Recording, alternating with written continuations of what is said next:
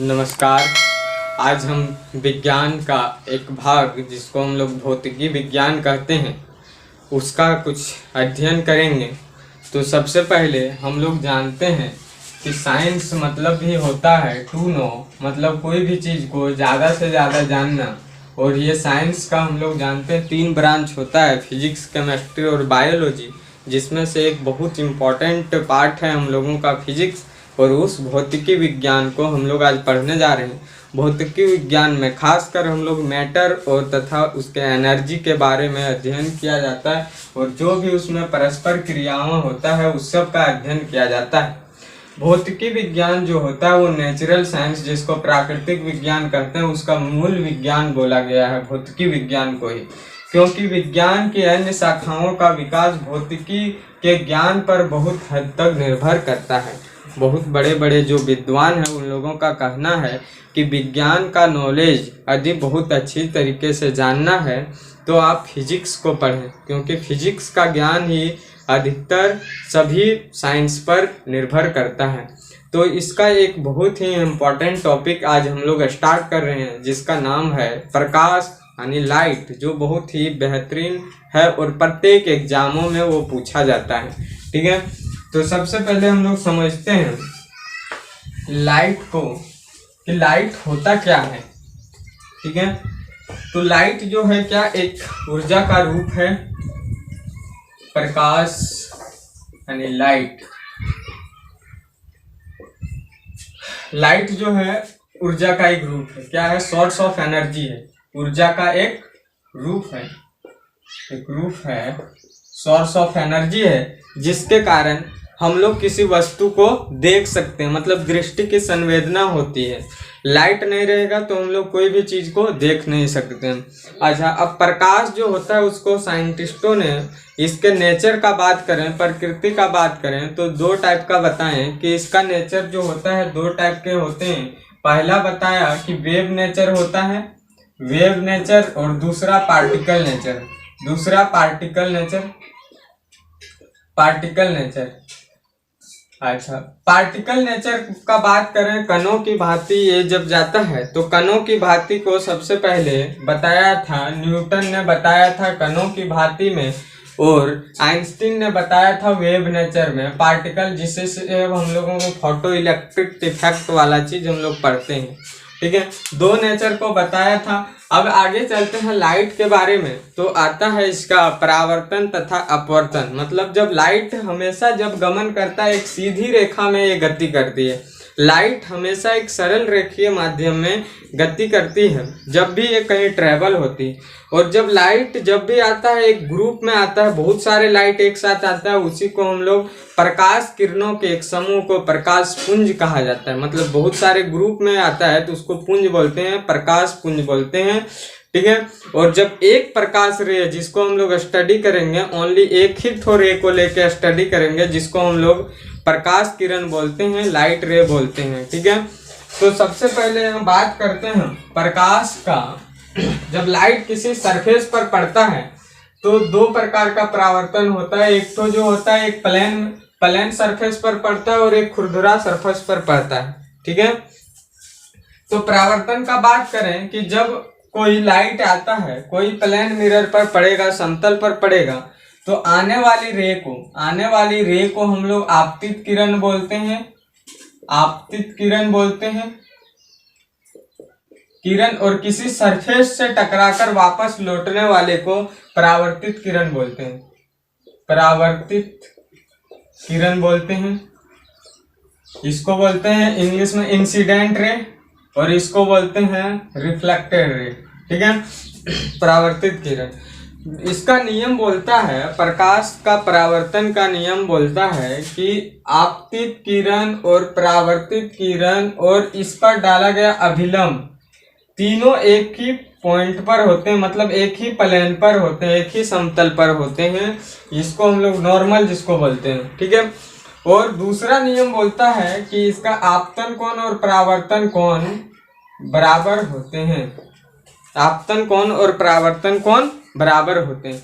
यहाँ तक इसको समझें। अब इसके बाद जब परावर्तन का बात हो रहा है तो सबसे अच्छा परावर्तन का जो एग्जाम्पल है वो हम लोग मिरर में पढ़ते हैं, दर्पण में पढ़ते हैं। तो कुछ नॉलेज हम लोगों को दर्पण को रखना चाहिए। तो सबसे पहले हम उठाते हैं, जो दर्पण होता है वो दो प्रकार के होते हैं। दर्पण का बात करें, मिरर का बात करें तो दो प्रकार के होते हैं। एक होता है समतल दर्पण और दूसरा होता है गोलीय दर्पण। गोलीय दर्पण, फिर गोलीय दर्पण को दो पार्ट में बांटा गया है, अवतल दर्पण और उत्तल दर्पण। तो एक एक करके हम लोग इसको दर्पण को जरा सा देख लेते हैं, उसके बाद फिर आगे इस टॉपिक को हम लोग बढ़ाएंगे, जो बहुत ही बेहतरीन तरीका से हम लोग स्टडी करेंगे। तो बात करें समतल दर्पण का, तो समतल दर्पण जो होता है, एक समतल दर्पण, समतल दर्पण का प्रॉपर्टी का बात करें तो ये जो है, पहला आभासी तथा सीधा प्रतिबिंब बनाता है, प्रतिबिंब बनाता है। दूसरा, आप समतल दर्पण के पास जितने दूरी पर खड़े रहेंगे आपकी प्रतिबिंब उतने ही दूरी पर दिखाई देगा। मतलब U की लंबाई यदि माने, U की लंबाई बराबर होगा V की लंबाई। तीसरा पॉइंट की बात करें तो H की लंबाई होगा H डैश की लंबाई, जहाँ H हम लोग बोलते हैं बिंब की ऊंचाई और H डैश बोलते हैं प्रतिबिंब की ऊंचाई। मतलब वस्तु की लंबाई और उसका जो प्रतिबिंब बनेगा उन दोनों की लंबाइयाँ आपस में बराबर होगा। चौथा पॉइंट की बात करें तो यदि हम मिरर की तरफ भी रफ्तार से जाएंगे, यहाँ पर मान लीजिए मिरर है तो इधर से जो चलता हुआ प्रतीत होगा वो 2v से चलता हुआ प्रतीत होगा। ठीक है, यदि हम इधर कोई भी चीज को थीटा कोण से घुमाएं तो इधर ये घूमने वाला जो प्रतीत होगा वो 2 थीटा कोण से घूमता हुआ प्रतीत नजर आएगा। ठीक है, अच्छा, पांचवा पॉइंट यदि इसमें कुछ इम्पोर्टेंट है वो जानना है तो ये है कि यदि हमें अपना साइज दर्पण में पूरा का पूरा देखना है तो जितने साइज का दर्पण रहे उस साइज का आधा मिरर हमको लगाना होगा। अच्छा, समतल दर्पण का आवर्धन जो होता है, आवर्धन जो होता है इसका क्या होता है, +1 होता है। क्योंकि जब आवर्धन का बात करें तो H डैश बाय H करते हैं और H डैश क्या होता है, ये भी इक्वल होता है H के ही, तो H by H equal to क्या लिखते हैं, 1 लिखते हैं। ठीक है, +1 होता है। और इसके बाद हम लोग जाने तो समतल दर्पण में एक चीज और बहुत इंपॉर्टेंट चीज जान लेता होता है कि यदि दो समतल दर्पण को विभिन्न प्रकार के थीटा एंगलों पर बनाएं तो कितने वहां पर इमेज बनेगा वो हम लोग जानते हैं। तो उसके लिए हम लोगों का पास प्रतिबिंब की संख्या निकालने के लिए फॉर्मूला होता है 360 बाई थीटा, या हमेशा जब भी प्रतिबिंब की संख्या आता है वो विषम नंबर में आता है, या हम लोग लिखेंगे 360 बाई थीटा -1। ये दो फार्मूला हम लोग यूज करते हैं। ठीक है, मान लीजिए दो मिरर रखा हुआ है, एक इधर से रखा हुआ है और एक इधर से रखा हुआ है। ठीक है, तो यहाँ पर कितना एंगल बनेगा वो चीज हमको जानना है। तो थीटा जो है वो कितना डिग्री पर है, 90 डिग्री पर है। तो 360 बाई 90, तो क्या लिखेंगे, 9 चौके 36, 4 बना लेकिन 1 घटाना होगा, तो कितना इमेज बनेगा, 3 इमेज बनेगा। क्या आप समझ पा रहे हैं? मान लेते हैं पैरेलल रखें यहाँ पर। ठीक है, जब पैरेलल रखेंगे तो यहाँ पर कितना डिग्री बना, 0 डिग्री। 0 डिग्री बना। 0 डिग्री कहने का मतलब क्या हो गया, 0 डिग्री को किसी भी चीज से जब भागा देंगे क्या आएगा, इन्फिनाइट।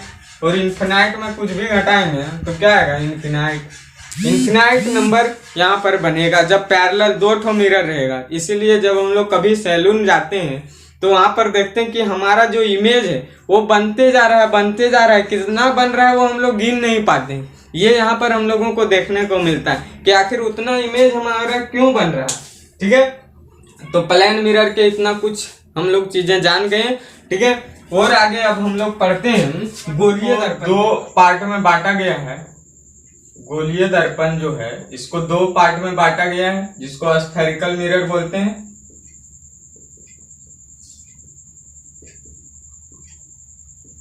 दो पार्ट में इसको बांटा गया है। पहला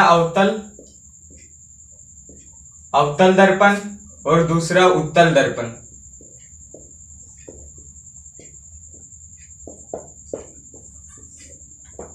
अवतल दर्पण को कॉनकेव मिरर बोलते हैं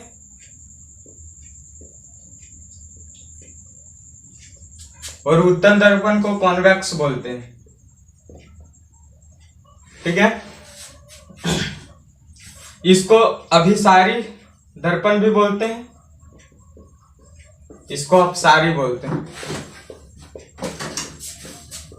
ठीक है, अब जब गोलीय दर्पण को दो पार्ट में बांटा गया, अवतल और उत्तल, जो इसका जो इमेज कॉनकेव मिरर का होता है वो इस प्रकार रहता है कि इसका जो भी लाइट जब रिफ्लेक्ट करता है वो पार्ट इसका धंसा हुआ होता है।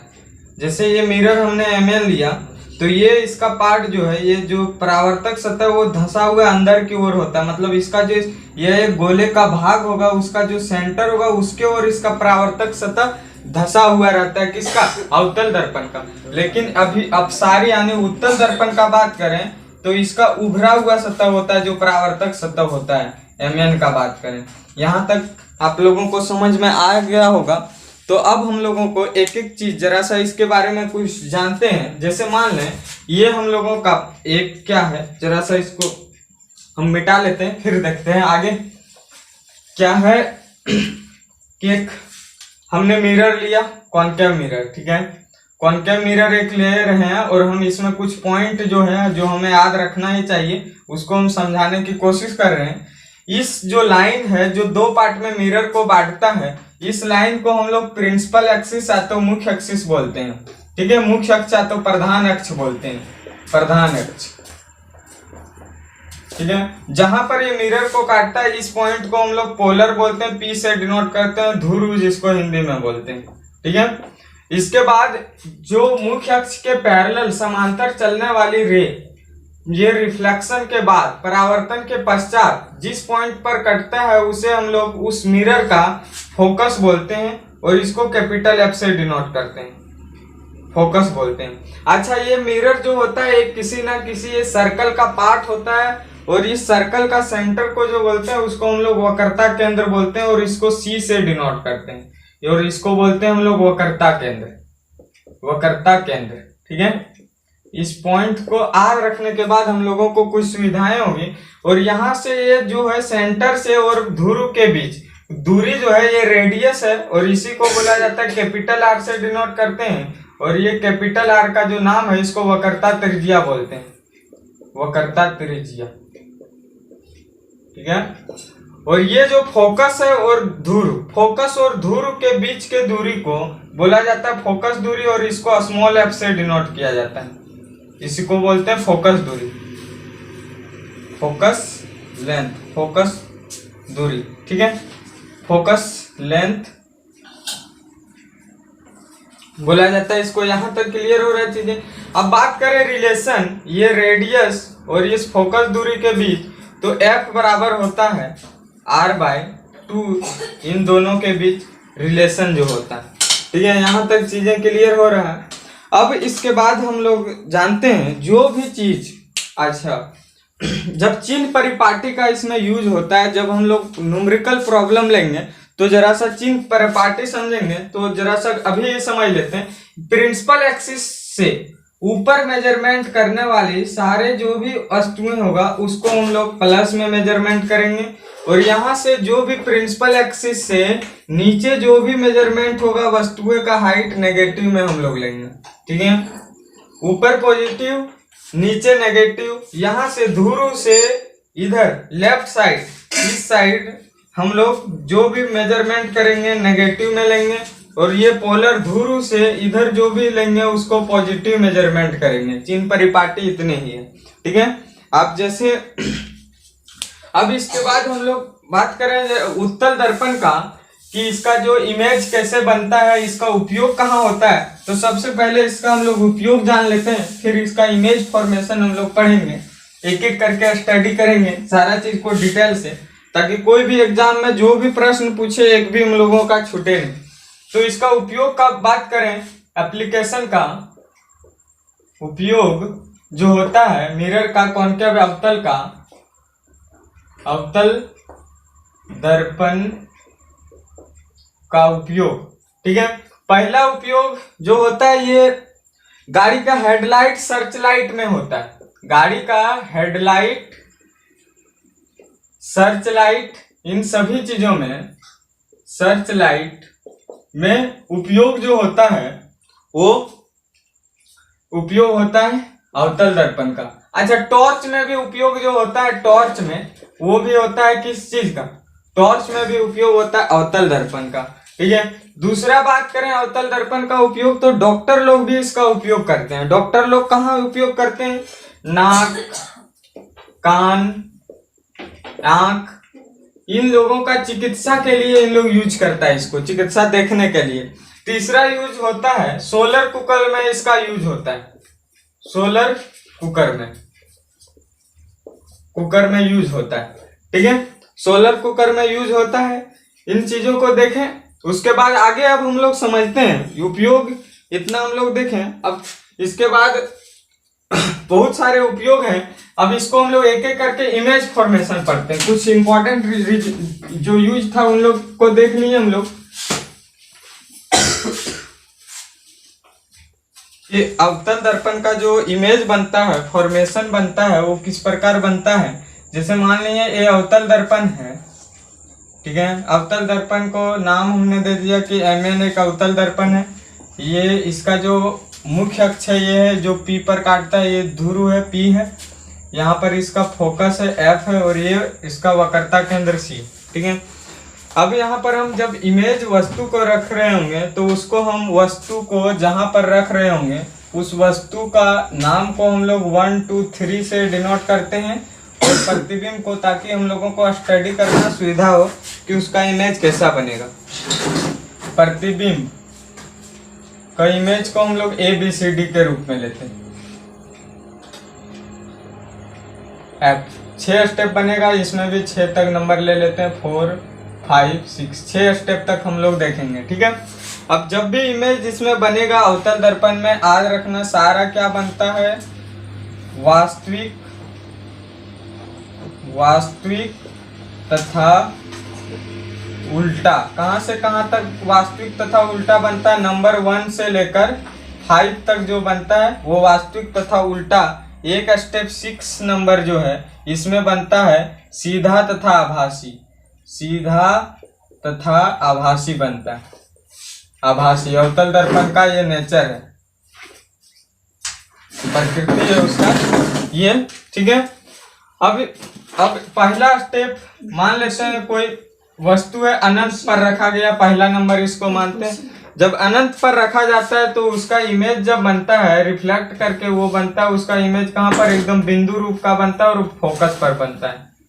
कहाँ पर बनता है प्रतिबिंब, फोकस पर बनता है, ठीक है, और छोटा बनता है।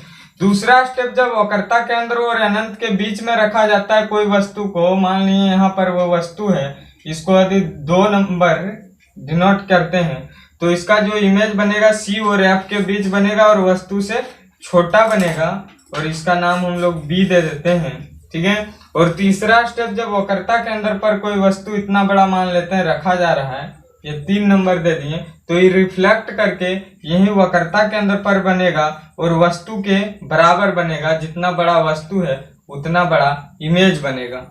चौथा स्टेप यदि C और F के बीच कोई वस्तु रखा गया है तो ये बनेगा, C और F के बीच रखा गया है तो वो बनेगा कहाँ, C के पीछे बनेगा। 5वां नंबर जो भी इमेज बनेगा वो इससे पीछे बनेगा, और वो क्या होगा, जो भी वस्तु से क्या बनेगा, ये वस्तु से बड़ा बनेगा। जितना बड़ा वस्तु रहेगा उससे बड़ा बनेगा, ठीक है। बड़ा बनेगा, ये मान लिए यहाँ पर डी है। चौथा नंबर, जब इसमें रखा जाता है वस्तु, मान लेते हैं सी और एफ के बीच रखे हम लोग, चौथा स्टेप। अब पांचवा स्टेप मान लेते हैं एफ पर रखते हैं, एफ पर कोई वस्तु रखते हैं, तो इसका जो भी इमेज यहाँ से रिफ्लेक्ट करके बनेगा वो अनंत पर बनेगा। अच्छा, छठा स्टेप रखते हैं, मान लेते हैं कोई वस्तु यहाँ पर, कहाँ पर, सी पोलर ध्रुव जो है, ध्रुव और एफ के बीच रखते हैं, ध्रुव और एफ के बीच रखते हैं, तो उसका इमेज दर्पण के पीछे बनेगा और ये बनेगा सीधा और आभासी बनेगा, सीधा और आभासी बनेगा। ये 6 नंबर, ये इसके पीछे बनेगा और सीधा बनेगा और आभासी बनेगा प्रतिबिंब जो बनेगा। ठीक है, यहाँ तक क्लियर हो गया।